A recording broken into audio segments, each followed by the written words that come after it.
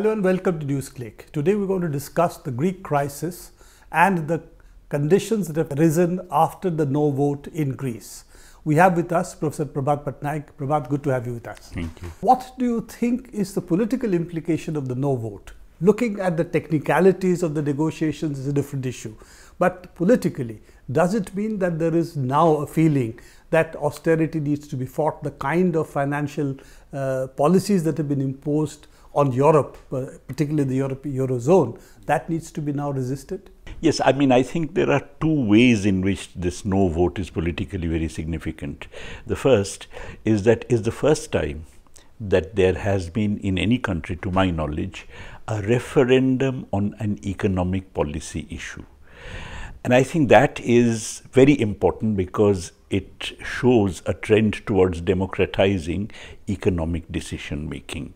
Economic decision making is no longer confined to a few bureaucrats and technocrats, but is something which actually now should be left to the people, and this, the Greek referendum, clearly demonstrated.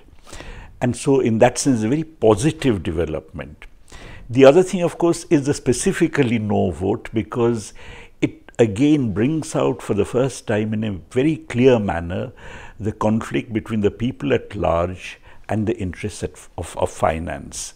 There is this conflict that economists, everybody writes about it, but in fact this conflict is now internalized by people themselves who see that the demands of finance are really against their interests and who have rejected these demands.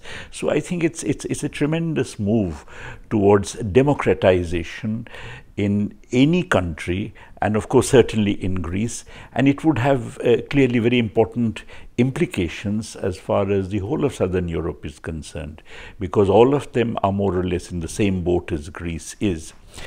And this may actually be a precursor to mass rejection of austerity measures on a number of Southern European countries to get out of the crisis in which they currently find themselves. It's an interesting point you raised regarding the democratic assertion of the people in economics, because when the yes vote was couched that if the yes vote gets through, then they will get rid of the government of Greece, Syriza and Tsipras, and put in a technocratic government. In fact, that was being articulated by the foreign minister of Germany, as well as the European Central Bank and so on. So do you think that has sort of now has a setback, the technocratic elite running the Eurozone, which is inherent in the Maastricht Treaty and the Eurozone itself? You know, it is not only in Eurozone, it is actually a part of neoliberal economic regimes. You look at any African country, you look at any third world country, what actually tends to happen is that the Ministry of Finance becomes more important than all other ministries. All other ministries have to get clearance from Ministry of Finance. And the Ministry of Finance is manned by bureaucrats and technocrats who are from the IMF or the World Bank. As a result, what actually happens is that you may have nominally a democratic government, but fundamentally all economic decision making is left to a bunch of bureaucrats or technocrats recruited from the Bretton Woods institutions. And therefore, the neoliberal state functions in a fundamentally anti-democratic manner, namely you can elect anybody. Makes no difference, because ultimately the economic policies continue to be the same. I think this is the first time that you actually find a rejection of that. And you know, such a rejection is of course fraught with the danger that there will be capital flight and so on, and people know about it. Nonetheless, they voted no, which is very significant. In other words, there was an enormous attempt at scaremongering, but the Greek people resisted that, which is quite remarkable. I mean, to my mind, it is a democratic assertion against the neoliberal state, which is of great significance for every country in the world. Of course, Greece had no control over its currency, so it's even worse as an issue.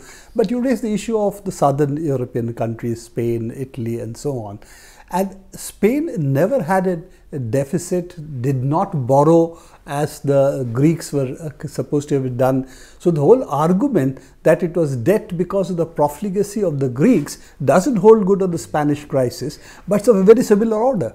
No, in fact, actually, it is a complete misconception. You see, there are two fallacies in understanding the Greek situation. The first is that is because the Greeks are spendthrift and they are profligate and so on.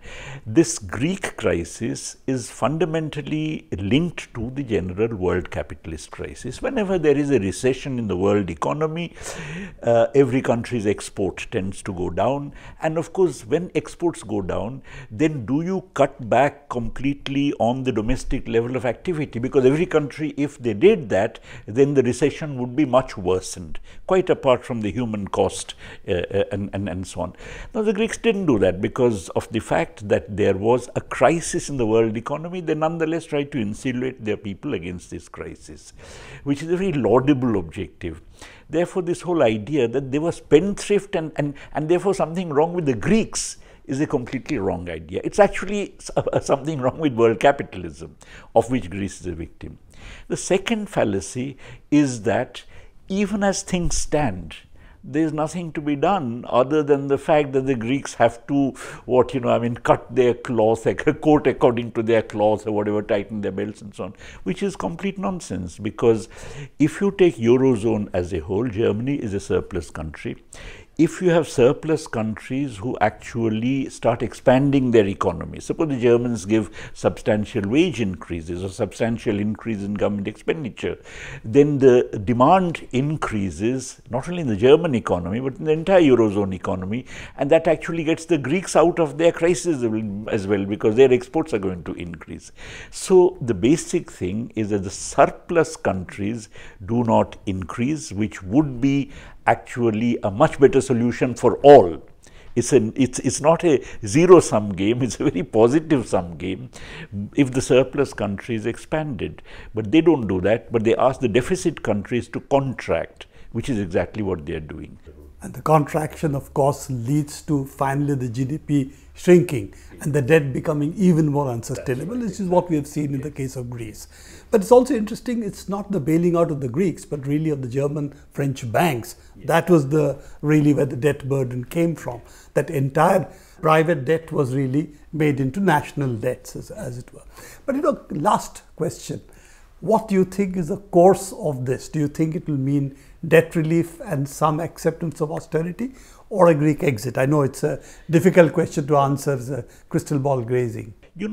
Finance capital, in this confrontation between the people and finance, let's be very clear that finance is totally heartless.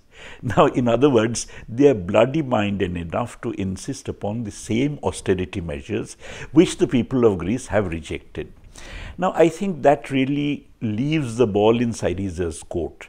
My own impression is that Syriza is probably thinking that with help from the Americans, they might put some pressure on the Germans in order to soften their stand, which does not seem to me very likely. Of course, depends how far the Americans push, but doesn't seem to me very likely. The alternative for Syriza, which they should have done earlier, which they can do even now, is to look at other possibilities. They might approach China, they might approach other countries with substantial surplus. I know China currently has had stock market problem, but nonetheless, China is sitting on top of enormous amounts of accumulated credit, and I think they should start exploring.